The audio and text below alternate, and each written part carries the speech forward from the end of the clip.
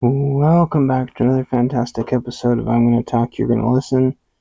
This is episode, I don't know, and we're back and we're gonna trickle shit out some more information here.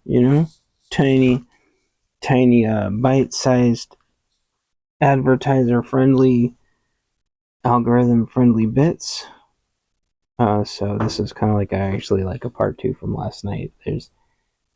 I ended up with about 10 topics and I only covered like 2.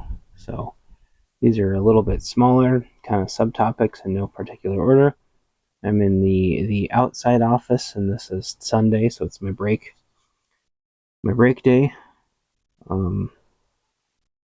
Everything's looking fine out here. The cucumbers are winding down, the weather's changing. I think this is the shortest summer that I ever remember in my entire life. I hope it warms up for a couple more weeks because half my tomato plants didn't really grow or produce very much. It's kind of wild. Definitely some gardening lessons learned at the end of this. Okay, so where to start? Number one, the FCC Jimmy Kimmel thing. The lefty loos have been shooting up. What was it? What'd they do? Shot up the ABC office, the ABC studio, or something like that. Some lefty loose psychopath. Um, a lot of people on the left say that Jimmy Kimmel getting kicked off was a First Amendment. And I have gotten into it with people in the past over what is and isn't Second Amendment. Obviously, the government leveraged the FCC to chase him off the air. That is a First Amendment issue, whether you agree with it or not. And I used to not think like that. But after getting into it with this guy, where the court was weaponized against him for something that he said that didn't have the legal definition of any kind of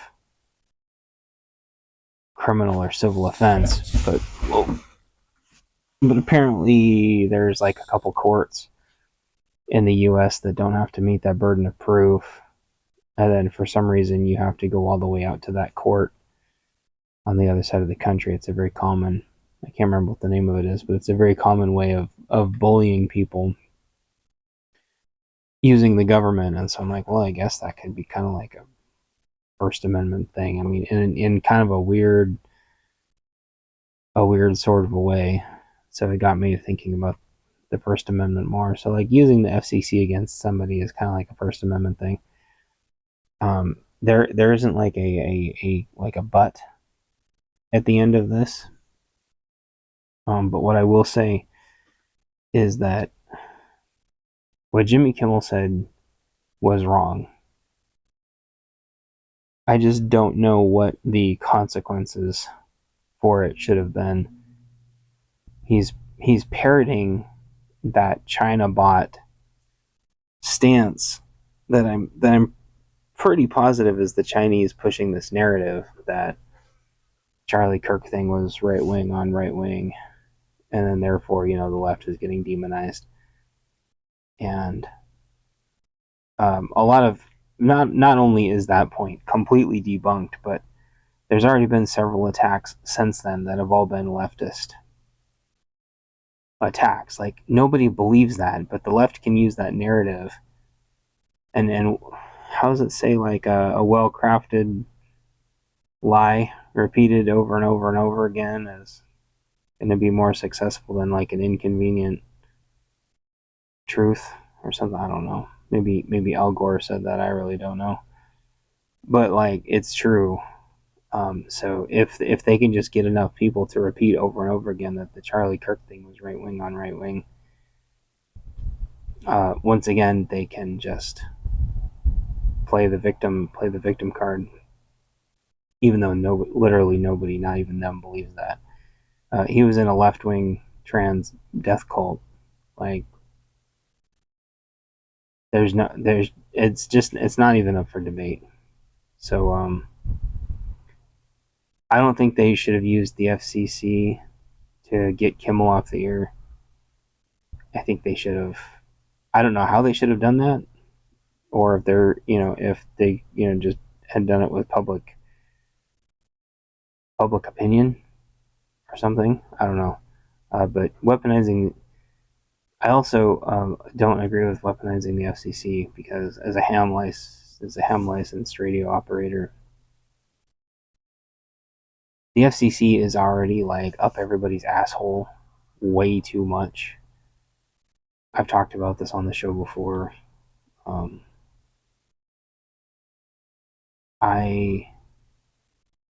They're way too restrictive on frequencies, and most people don't even understand why you should be just a little bit more careful on some frequencies, especially if the businesses reserve them so they can, conduct business. But also, they would try to sell off the frequencies to people with, more money, which just takes away more frequencies that the amateur, radio folks can use. But you also have things like HOAs dramatically limiting antennas, and people have said in the past that being able to get on the radio should be a freedom of speech thing. And it's like, kind of, but also the radio frequencies are like a privilege. It's not a right. There's a very, very, very limited quantity of frequencies. But that's also why we have to keep all the ones that we have and not let the corporations that already have the overwhelming amount of frequencies. I should ask Grok this sometimes. Like, how many frequencies does corporate already have? Commercial already have? It's probably like 99.9%.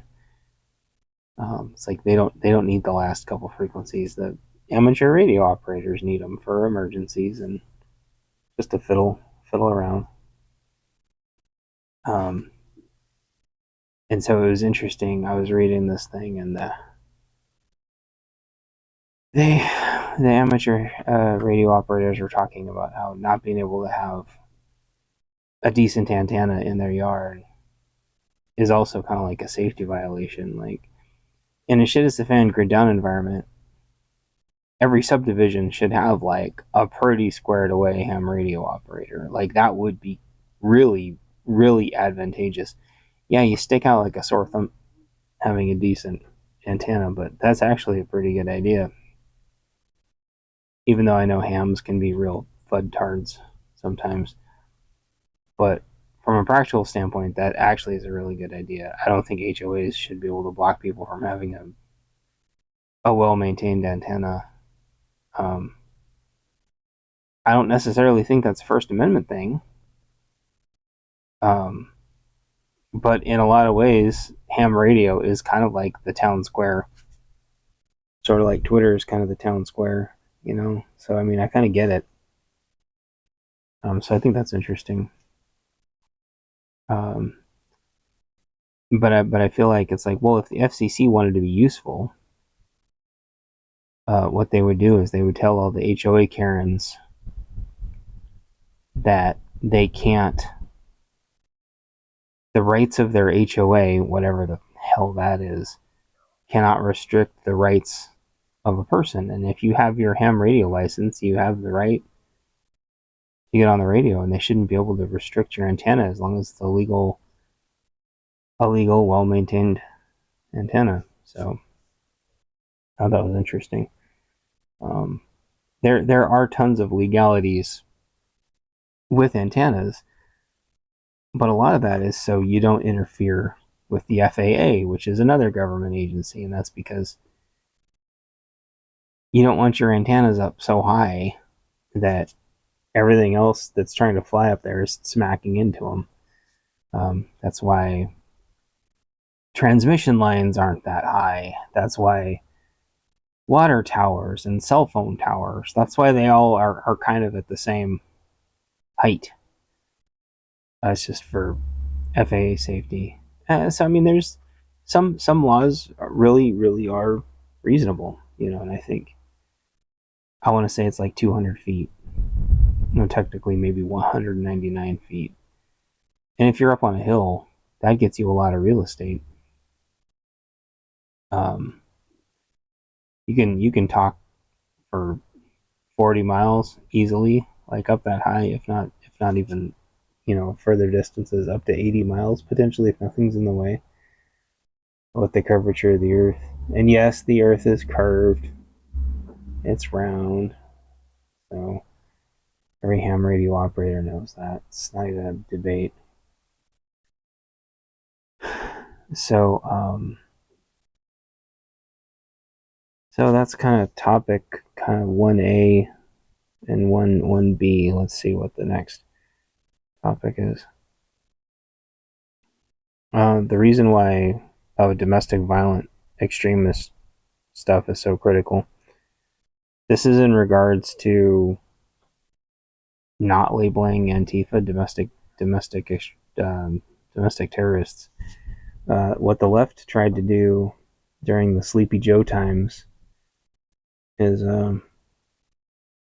they tried to label every single group they didn't like as a domestic extremist. Sorry, I think I brushed against the mic. I was going to play with a spider, but I decided not to. I was going to help it jump to its next spot. Anyway, wow, the wind's kicking up. I still don't have a dead fuzzy on this thing. I was looking at the mic that I want, and the mic and transmitter that I want are $200, and I just don't pull in the kind of money to do that still. I don't want to blow more money on a fuzzy thing. Anyway, blah, blah, blah, blah, blah.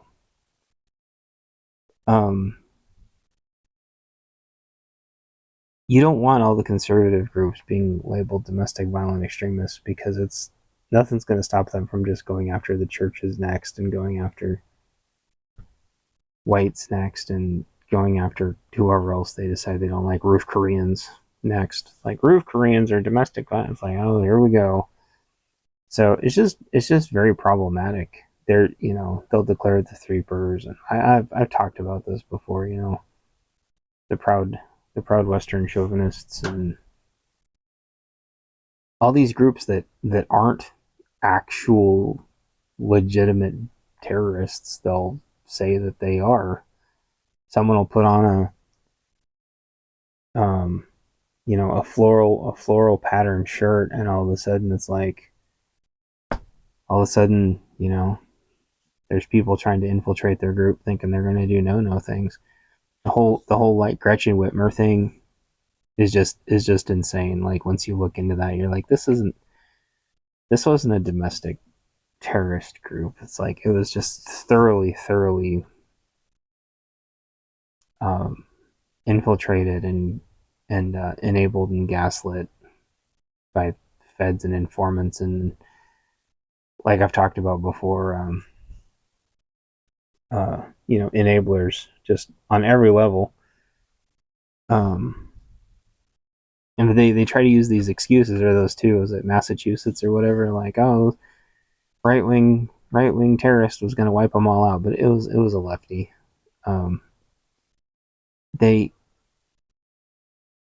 The First Amendment needs to be able to protect you from joining groups that share whatever it is that you believe in. You have the freedom to associate with the groups that you want. They can decide that the Tea Party is terrorist. They can decide Republicans are terrorists. They can decide that, you're alt-right. All of a sudden you're alt-right Nazis. And it's just like, geez, this shit just never stops. And so declaring Antifa terrorists, it's just not a real thing. is my point. And we don't want it to be a thing. They are already committing tons and tons and tons and tons of crimes. And those crimes are not being dealt with. In Portland, they assault people in broad daylight. They assault people at night, in the morning. They assault people all the time. That's just not being addressed. It's not being addressed at all. Andy Knows talked about this. The amount of Antifa who've actually gone to jail for anything, they have to do something egregiously, insanely horrible to spend any time in jail at all. I heard the person that shot up the ABC studio was actually like bailed out like the same day or something like that. Like the left has no consequences. So declaring them a terrorist organization is not going to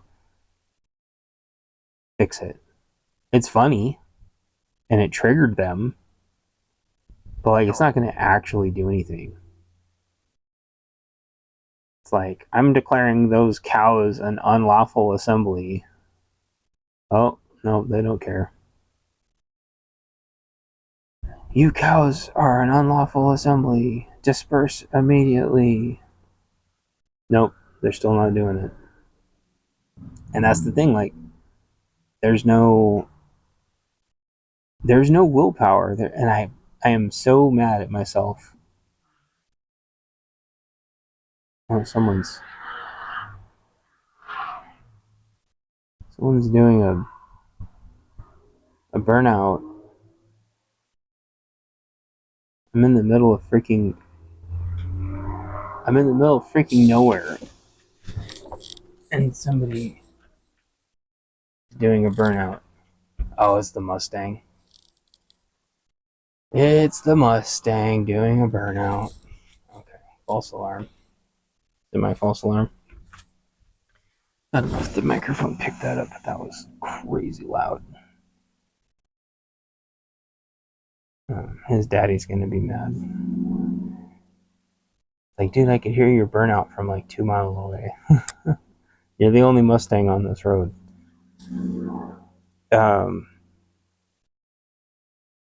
What was it? Freedom of association, leftists, weak. I wish I could remember the quote. I think it was in a book I was reading. It was talking about not only like just the weak men, weak times thing, but it's just like the Republican Party is weak and spineless. The rhinos are weak. They're all weak. They do not have what it takes. They are just I don't even know the word. Like, they are habitually spineless. Everything is half measures. This H1B thing is just half measures. I asked the AI. The AI said something like H1Bs occupy like 150,000 houses in the U.S. or something like that. You want to know why you don't have a house? There you go. You want to know why you don't have jobs? There you go. They've taken up all. They're not some super smart master race. They're taking up all the entry level tech jobs. And nobody's even sure if their credentials are even real or if their identities are even real. No different than those H-1B truck drivers, which are not just Indians, to be clear. There's all the groups are doing that trucking scam. So anyway, let's check and make sure I'm not getting too off here. I've got this giant list of stuff I want to go over. Oh yeah, so I mean, I would love to say like I'm a part of group XYZ, but I just can't because there's no freedom of association. Because in 4 years, and this is what happened with the Threepers 4 years ago, they decided to label them all domestic violent extremists. And it's like, that shit could get you hauled off and fired from everything and have all of your rights taken away. And it's like, okay, so you're just not allowed to be in any group with a name now. with more than, a handful of people. You're not allowed to train. You're not allowed to shoot together. Some people have argued that it's not even safe to just go hiking together. But what if you want to go learn land navigation? I was in search and rescue. It's nice when you're doing land navigation training to have a whole bunch of people. So if they decide that your group is domestic violent extremists and you go out to do a bunch of land navigation courses, you're going to get hauled off. What the fuck is that? That doesn't make any sense. You think that can't happen? That shit was happening under Sleepy Joe. So anyway, we talked about the antennas. We talked about the H1Bs. Let's talk about protests again. I think there's kind of two different protest things I want to talk about. I want to talk about knowing your job and knowing your role in protests. Riots, rallies, vigils. It's good to have a job. It's good to have a role. So if you're gonna go, number one, like I said last night, you shouldn't be going to any rallies, protests, riots, vigils outside of your AO, your area of operation, which is usually your town, and then the next towns around your town are areas of influence. Where there's kind of some overlap if it was a Venn diagram with the other groups, kind of your mutual aid groups in the next town over. If you're going an additional town over, there better be a really good reason, because you're making yourself a giant target and you're getting further and away from your resources. So you need to have a really good reason of going, and then you should have a contact of who you're going to be contacting when you get there that has the plan. And you should be doing dress rehearsals for what the plan is way ahead of time. If you go into a riot, rally, protest, whatever, without planning and rehearsing the whole thing first, you are putting a lot of faith in people that you may or may not know. Maybe somebody that knows somebody knows them, but if they don't have a proven track record of doing these before, then the chances are they only very loosely have a plan. Now, sometimes it's good to not have a plan, because then nobody can steal your plan, but then you still have to know what you're doing to be able to think on your feet really fast. And usually what I've seen is they'll have a plan for getting in, and then they'll have a plan for the whole thing in motion, and then they'll have the plan for getting out, but they won't have the exfil. They'll have the infill, the entire route planned, but they won't have the exfil. So everybody's just stranded. You get through the whole thing safely, then you're stranded. Or they do their exit the wrong direction, and then there is no exfil possible. If you don't have people that you really, really, really trust, you have to basically have your own plan. And if you don't meet with the group beforehand, then you don't have a plan either. And also, you shouldn't be sharing the plan with anybody that isn't definitively going to be there, and that's the other problem. If people aren't going to be there, they don't need to know the plan. They don't need to have an opinion on the plan. They can do some high-level consulting, tell you what you should do, but people that aren't going to be there really shouldn't have an in-depth knowledge of the plan, unless there's somebody who does this regularly. It's tough, and so I don't even recommend doing it. But if it is in your AO, you should at least have somebody that has eyes on it. You should be monitoring it, but you shouldn't be engaging. unless things just ludicrously get out of hand. But you need to be so far away to where you're not aggroing the group, you're not attracting the group. So a pair of gals that watch the ICE protests, somebody broke ranks and just charged them and started beating the shit out of them last night. I get why the gals are there. They have the right to be there, but that doesn't mean that it's safe. These pre-attack indicators, which I warned them about months ago, get worse and worse and worse and worse and worse.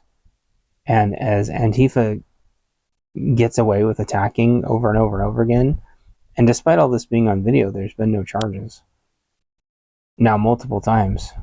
Antifa's emboldened, and unfortunately, like, these two gals have good intentions, and no harm deserves to come to them, but unfortunately, they're both going to be in really, really big trouble because this openly assaulting them has become completely normalized. And this creates a very, very dangerous cycle. So, man, I don't know what else to say about that except it's really bad. People say, "Oh, just carry, just defend yourselves." It's like there's not enough ammo for the size of these groups, and their lives would be over forever. It's really tough. It's better to not go, or you've got to stay far enough away to where you're not going to aggro them. And normally that's 2 blocks, but the reality is that's 3 blocks with like binoculars. And you've got to be able to break contact the second you get their attention. Because these people now, they're emboldened. They'll break ranks and just beat the shit out of you. And these are just 2 gals. There's people who are like, well, I'll be your security if you pay me. Or they've had security and the security's broke ranks. But I'll tell you what, like, you think being security is like really admirable for these press gals, but security is like a magnet. Like, Antifa will all break ranks and just descend upon your security, and then what are you going to do when your security's down? Like, it's the whole thing is just insane. It's logistically insane to deal with these psychopaths, because the law exclusively supports these psychopaths. They're treating you as invaders. They do not want you there. The city wants them to be doing what they're doing, to be chasing out the perceived invaders, because this leftist liberal utopia can't exist with conservatives shining the light on it. And yeah, these I think that's the end of my topics. I'm trying to think if there's anything else. It's kind of like a part 2 from yesterday. My art book is still in a final. I know I've been saying it's in its final review for like 3 or 4 reviews now, but I want it to be perfect. I will say that I am extremely, extremely proud of it. I had to fix one page because I didn't like how it was flowing, and I think my wife kind of doesn't like how some of the text is formatted. And so kind of the question's going to be is whether I can actually make that text formatted in a way that looks better, or if I'm going to have to leave that as is. But also, she brought up a good point, which is that I should have a glossary, because I realize a lot of people aren't going to know what those words are. And the words can be used interchangeably based on like what the topic is. don't know where I can put the glossary. So that's kind of a question mark. But I need to think about that some more, because that's actually not a bad idea. Bunker Basics, September, fall 2025 edition is just about done. I'm just going through and adding more quotes, because the quotes are just so much fun. I got so much positive feedback from the quotes. So I'm adding in more quotes to Bunker Basics. Somebody brought up an interesting... I get a lot of questions about the book, about like printing, about money. I don't make very much money off Bunker Basics. What I get from it is the algorithm boost, and I get, if more people do reviews, that helps me in the algorithm, and then that becomes like a self-perpetuating machine eventually, because people's perception of the book will be more positive. Why don't you sell it yourself? I would actually lose money selling it myself, because the shipping and handling to me would cost money, and then me shipping it back out would cost money. And if I just drop ship it myself, that shipping costs money too. And people say, well, do you take Venmo? I'll get doxxed if I do Venmo, because I think Venmo releases all my information. I think Cash App is one of the only ones that doesn't do it. If people send me money directly through the bank, that'll dox me. If people send me money through PayPal, that doxes me. Those services do not care about people's privacy at all. They have this make-believe fantasy that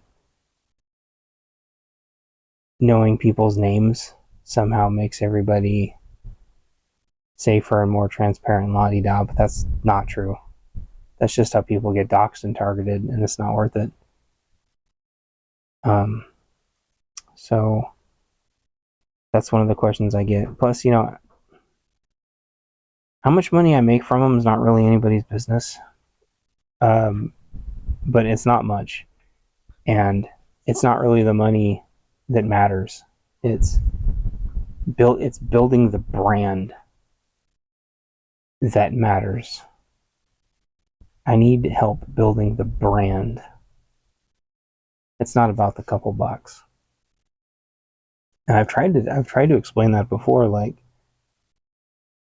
when I first rebranded to kind of make it up to everybody that had bought prior copies, I sold it basically not making any money at all.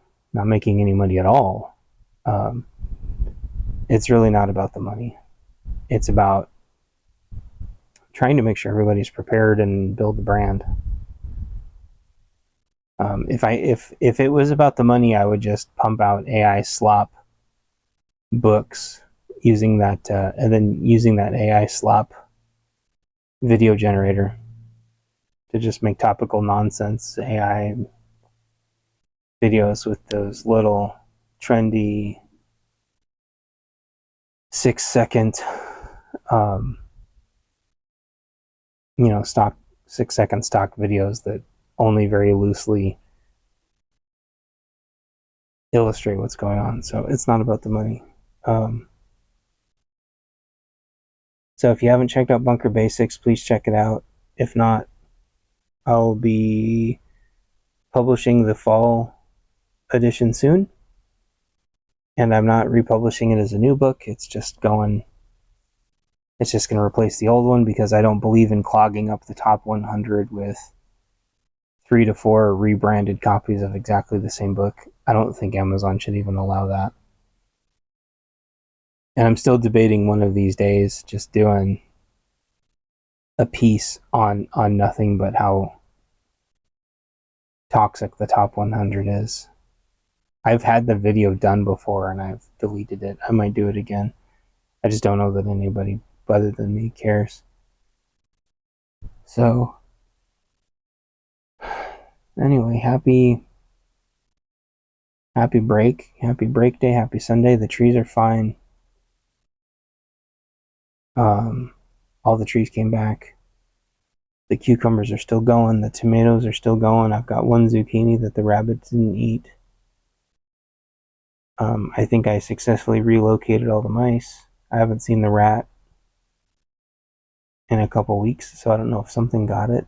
But the rat, I haven't seen the rat for weeks. I might be doing a video about security cameras soon. I just don't know how soon yet. So that's kind of all I can think of.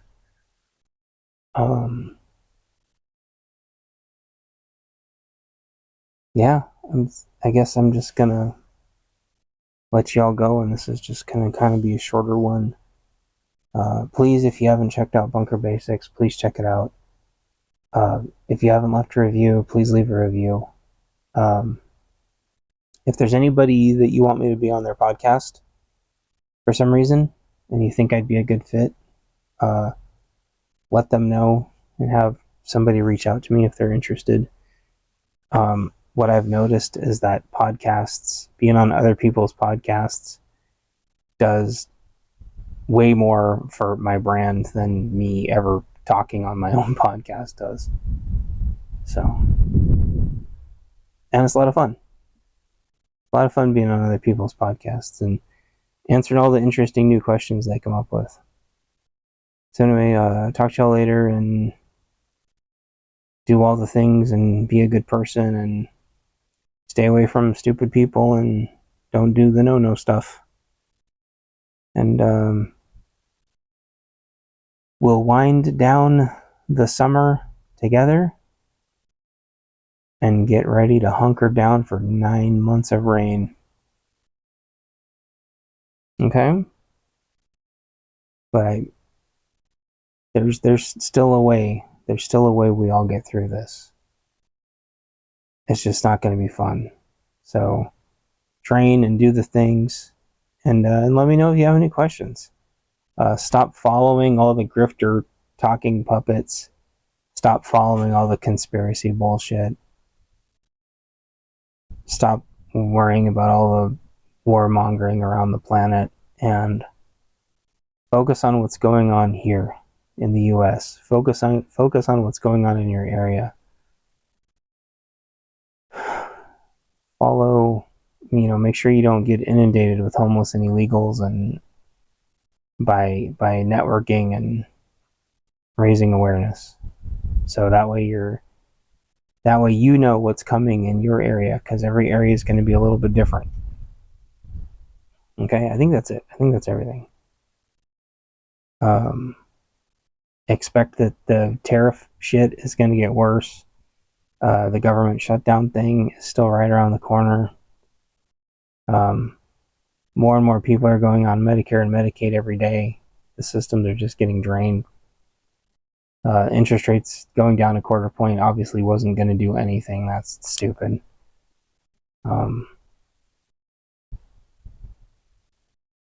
Focus on the safety and security of yourself, your family. There's no need to overexpose. So check out a drone. Check out a DJI drone before the end of the year. There is not a 0% chance that we don't have DJI drones being legal to sell starting January 1st. So check out a DJI drone. Drones are just absolute game changers. They're not that expensive. Neos are only like a couple $100, and they're amazing little monsters, little flying monsters. So anyway, I think that's it. I want to talk about like must-have gear again one of these days, but we'll deal with that later. I'm gonna go see if I talk about binocular stuff in my book at all. I'm gonna go back to working on my bunker book. And I'll talk to y'all later. Bye.